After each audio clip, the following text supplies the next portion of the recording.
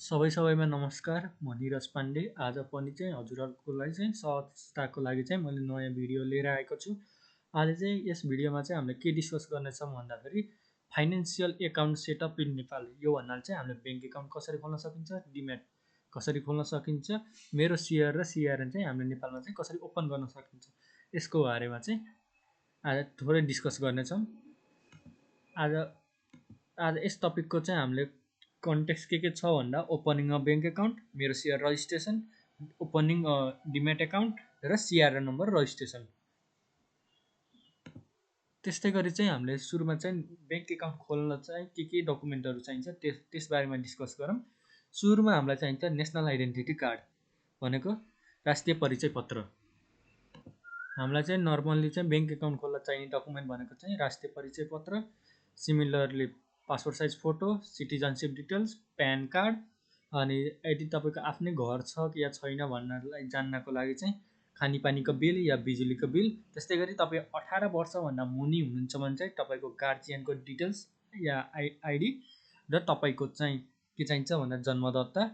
यदि तपाईँ 18 वर्षभन्दा मुनि हुनुहुन्छ त्यो हकमा मात्र। यदि तपाईँ विदेशमा हुनुहुन्छ भने चाहिँ तपाईँको पासपोर्ट र भिसा चाहिन्छ। र नेपालमा चाहिँ अब स्टेप्स कसरी एकाउन्टहरू चाहिँ क्रिएट गर्न सकिन्छ ब्याङ्किङ एकाउन्ट, त्यसको लागि चाहिँ तपाईँ एउटा कुनै नजिकको पाइप अनि ब्याङ्कमा जानुपर्नेछ।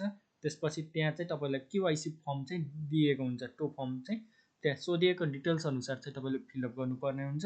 त्यस सँगसँगै चाहिँ तपाईँले यता सोधिएको जस्तै राष्ट्रिय परिचय पत्र, citizenship, photos, PAN card, resistance proof, यिनी डकुमेन्ट चाहिँ ब्याङ्कले मागे अनुसार ओरिजिनल प्लस फोटोकपी सब्मिट गर्नुपर्ने हुन्छ। कुनै ब्याङ्कले चाहिँ तपाईँलाई एकाउन्ट खोल्न चाहिँ फ्रीमा पनि खोलिदिनुहुन्छ या तपाईँलाई 100 देखि 1000 रुपियाँसम्म चाहिँ पनि मिनिमम डिपोजिट चाहिँ लिनुहुन्छ। त्यो अनुसार चाहिँ आफूले पे गर्नु पर्यो। केवाइसी भेरिफिकेसन चाहिँ तपाईँको ब्याङ्क अफिसरले गर्नुहुन्छ र सिमिलरली सबै कुरा तपाईँको एप्रुभल र ठिक छ भने चाहिँ तपाईँलाई चाहिँ एसएमएस या इमेल मार्फत चाहिँ तपाईँलाई चाहिँ ब्याङ्कको डिटेल्स र ब्याङ्क अकाउन्टको एकाउन्ट नम्बर चाहिँ तपाईँलाई आउनुहुन्छ। त्यस्तै गरी चाहिँ तपाईँको अब नेपालमा चाहिँ 3 प्रकारको चाहिँ चलन चल्ती खाता छ। मोस्ट पपुलर चाहिँ यसमा चाहिँ तपाईँको सेभिङ एकाउन्ट, करेन्ट एकाउन्ट र फिक्स एकाउन्ट। सेभिङ एकाउन्टमा चाहिँ तपाईँको मिनिमम डिपोजिट 100 देखि 1000 सम्म हुन्छ या कुनै ब्याङ्कको चाहिँ फ्रीमा पनि हुन्छ।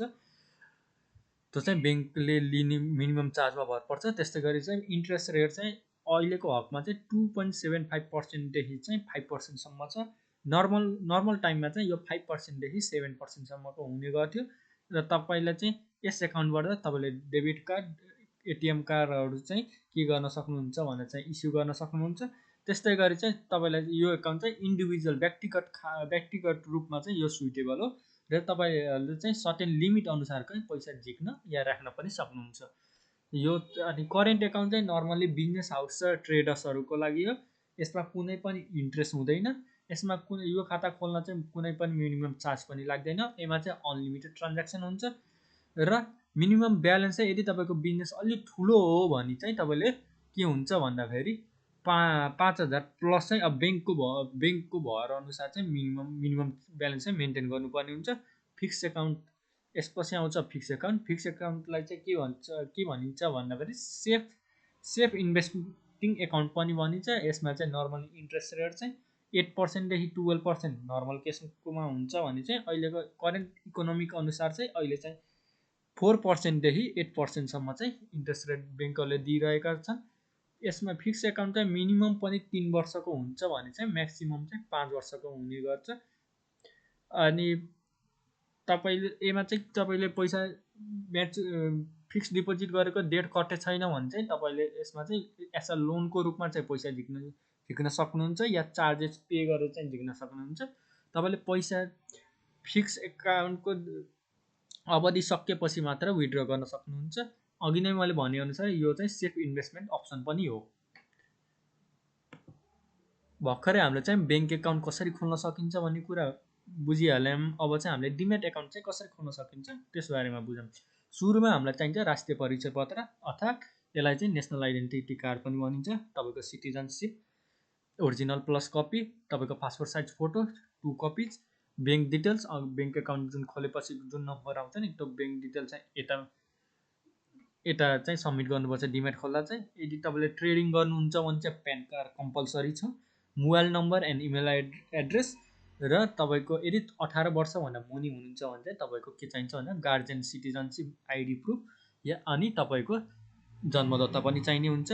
अब यसको डिमेट एकाउन्ट खोल्न चाहिँ के स्टेप फलो गर्नुपर्छ भन्दाखेरि चाहिँ आफूले नजिकैको ब्याङ्क या डिपोजिटरी पार्टिसिपेन्ट्स भन्ने हुन्छ, या हामीले चाहिँ नेपालमा क्यापिटल्स पनि भन्ने गर्छ, त्यहाँ जाने अनि डिमेटको जुन फर्म हुन्छ त्यो फर्म फिलअप गर्ने, सब्मिट गर्ने, त्यही फर्म सब्मिट डिटेल्स भरेपछि सब्मिट गर्ने। सब्मिट गर्दाखेरि तपाईँले चाहिँ original plus photocopies of required document चाहिँ बुझाउनु पर्ने हुन्छ।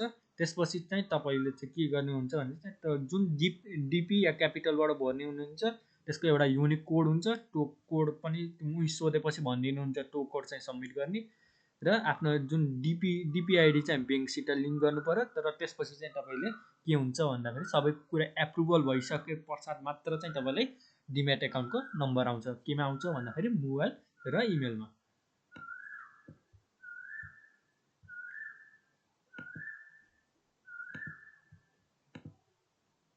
हामीले डिमेट खोलेपछि चाहिँ अब आइपिओ भर्न या सेयर ट्रान्सफर गर्न या अरू कुनै पनि कुरा चाहिँ पोर्टफोलियो हेर्न, सेयर ट्रान्सफर, इडिआई सबै गर्न चाहिँ हामीलाई के चाहिन्छ भन्दा मेरो सेयर चाहिन्छ। मेरो सेयरलाई चाहिने भनेको चाहिँ हामीलाई नर्मल डकुमेन्ट्स भनेको तपाईँको डिमेट नम्बर, ब्याङ्क डिटेल्स, अनि डिपिआइडी, रजिस्टर मोबाइल नम्बर र इमेल एड्रेस चाहिँ चाहिन्छ। यसको लागि चाहिँ तपाईँले अनलाइन मार्फत पनि गर्न सक्नुहुन्छ, नजिकैको ब्याङ्कमा मार्फत पनि गर्न सक्नुहुन्छ।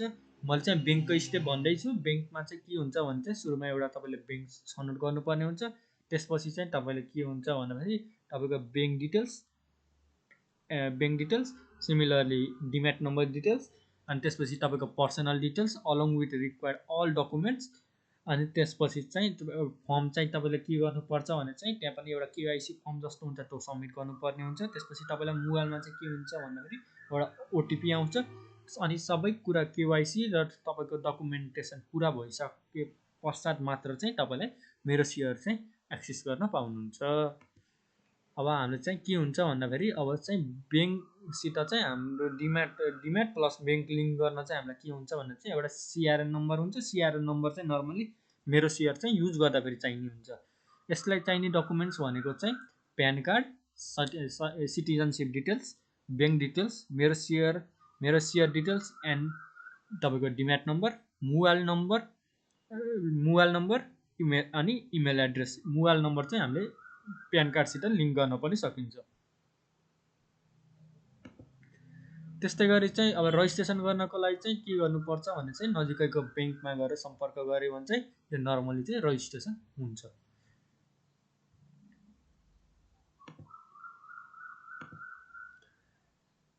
अब यत्रसम्मको हाम्रो पुरै प्रोसेसको चाहिँ मैले नर्मली समराइज गरिदिन्छु। ब्याङ्क एकाउन्ट खोल्न चाहिँ सिटिजनसिप, तपाईँको फोटोज, प्यान डिटेल्स र नेसनल आइडेन्टिटी कार्ड चाहिन्छ। त्यस्तै गरी नजिकैको ब्याङ्कमा जानुहोस्, अनि केवाइसी फर्म फिलअप गर्नुहोस्। त्यसपछि चाहिँ तपाईँको इनिसियल डिपोजिट अनि त्यसपछि चाहिँ एकाउन्ट नम्बर चाहिँ प्राप्त गर्न सक्नुहुन्छ। त्यस्तै गरी चाहिँ डिमेटको लागि पनि राष्ट्रिय परिचय पत्र, national identity card, citizenship, photos, PAN, त्यसपछि चाहिँ तपाईँको ब्याङ्क ब्रोकर या क्यापिटलको डिटेल्स इन्ट्री गरेपछि तपाईँले डिमेट नम्बर चाहिँ के गर्न पाउनुहुन्छ, डिमेट नम्बर पाउनुहुन्छ। त्यो डिमेट नम्बर चाहिँ तपाईँले ब्याङ्कसित लिङ्क गर्नुपर्ने हुन्छ।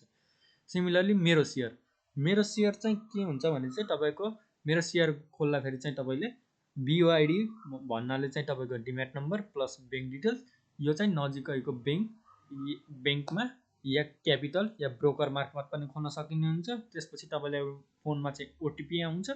ओटिपी आइसकेपछि चाहिँ तपाईँको के हुन्छ भने चाहिँ केवाइसी डिटेल्स इन्ट्री गरेर चाहिँ सब्मिट गर्नुपर्ने हुन्छ। सिआरएनको लागि चाहिँ तपाईँको प्यान कार्ड, ब्याङ्क डिटेल्स, त्यस्तै गरी डिमेट डिटेल्स र मेरो सेयर डिटेल्स, त्यसपछि केवाइसी फिलअप गर्नुपर्ने हुन्छ। त्यसपछि चाहिँ तपाईँले सिआरएन नम्बर प्राप्त गर्नुहुन्छ। केमा प्राप्त गर्नुहुन्छ भन्दाखेरि तपाईँको एसएमएस र इमेलमा चाहिँ प्राप्त गर्नुहुन्छ। आजको लागि यति नै। तपाईँलाई चाहिँ अन्य भिडियो लिएर म छिटै आउनेछु। Until then good bye, thank you.